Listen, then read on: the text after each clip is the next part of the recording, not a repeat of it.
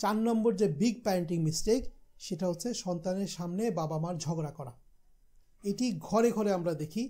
এই ঘটনাটি আপনার সন্তানের উপর কি পরিমাণ মেন্টাল হেলথের জন্য ক্ষতি করতে পারে সেটা সম্পর্কে আপনার কোনো ধারণা নাই। আপনি এটা রিলেট করতে পারেন যদি আপনি মনে করতে পারেন যে আপনি যখন ছোট ছিলেন এবং আপনার বাবা মা যদি নিজেদের মধ্যে প্রচণ্ড ঝগড়া করতো তখন আপনার মনের অবস্থা কেমন হতো, তাই না? এই বাচ্চাটা একদম অসহায় হয়ে যায়, সে যাবে কোথায়, সে কার পক্ষ নেবে? বাবা মা দুজনেই কিন্তু তার জন্য অসম্ভব প্রিয় মানুষ, সে কার পক্ষ নেবে? একজনের পক্ষ নিলে তো আরেকজনের বিপক্ষে চলে যেতে হবে, তাই না?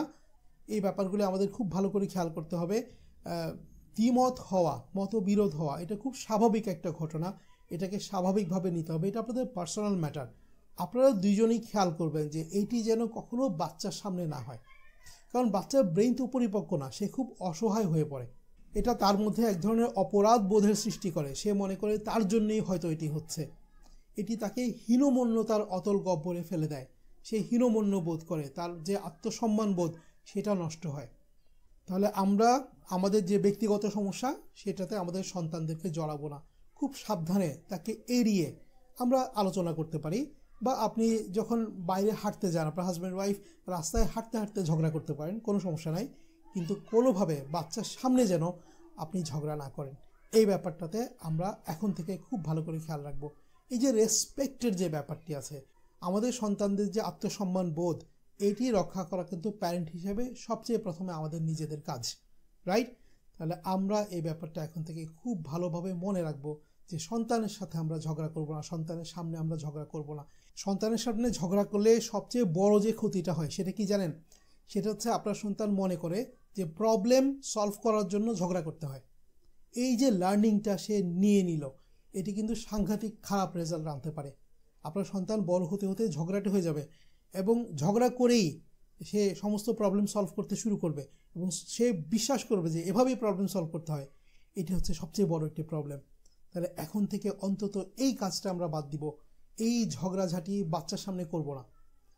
ঝগড়া, নিজেদের মধ্যে যে ঝগড়াটি হয় সেটিও আপনি প্রোঅ্যাক্টিভভাবে হ্যান্ডেল করতে পারেন।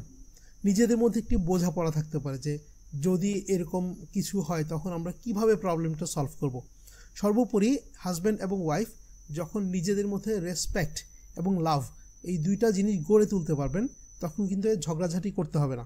মনোমালিন্য হবেই, মানে মতের অমিল হতেই পারে, মতের অমিল হলে কি করবেন সেই সম্পর্কে একটা কি থাকতে হবে, একটা ডিড থাকতে হবে, একটা নিজেদের মধ্যে সমঝোতা থাকতে হবে যে যদি আমার তোমার মধ্যে মতের অমিল হয় তখন আমরা সেটি কোথায় বলবো, কিভাবে বলবো। শান্তভাবে বসে কিন্তু প্রবলেম সলভ করা যায়, রাইট? এবং অন্তত রাগারাগি যখন করতেই হবে বাচ্চার সামনে করব না, এটি আমরা একটু কনসাসলি খেয়াল রাখলেই কাজ হয়ে যাবে। আপনি স্থান পরিবর্তন করতে পারেন যদি আপনার রাগ বেশি আসে, ওই জায়গা ছেড়ে চলে যেতে পারেন, অথবা ছোট্ট কাগজে লিখে দিতে পারেন, চিরকুট দিতে পারেন যে কি বিষয়ে আপনি কেমন ফিল করছেন, বা একটা মেসেজ দিতে পারেন। আপনার হাজব্যান্ড বা ওয়াইফের মোবাইলে একটা মেসেজ লিখতে পারেন যে আপনার অনুভূতি কি, আপনি কি মনে করছেন, আপনি ঝগড়া করতে চান না। আপনি নিজেকে শান্ত রাখার জন্য মেডিটেশন করতে পারেন নিয়মিত, তাহলেও আপনার মন অনেক শান্ত হবে এবং প্রোঅ্যাক্টিভলি আপনি অ্যাকশনগুলি নিতে পারবেন। তাহলে আপনি আমাদেরকে কমিটমেন্ট দিবেন যে এই কোনো একটি প্রবলেম যেটি আপনার বাসায় আছে সেটি সলভ করার জন্য আপনি আজকে থেকে স্টেপ নেবেন। কে কে কমিটমেন্ট দিচ্ছেন, কে কে কমিটমেন্ট দিচ্ছেন, কী প্রবলেমে পড়ে আছেন এবং কমিটমেন্ট দিচ্ছেন কিনা এটা সলভ করার জন্য আপনি স্টেপ নেবেন, মেসেজ বক্সে আমাকে বলবেন, রাইট? তাহলে আমরা এই 4টা মিস্টেক সম্পর্কে জানলাম যে কোন 4টি প্যারেন্টিং মিস্টেক আমরা সাধারণত করি।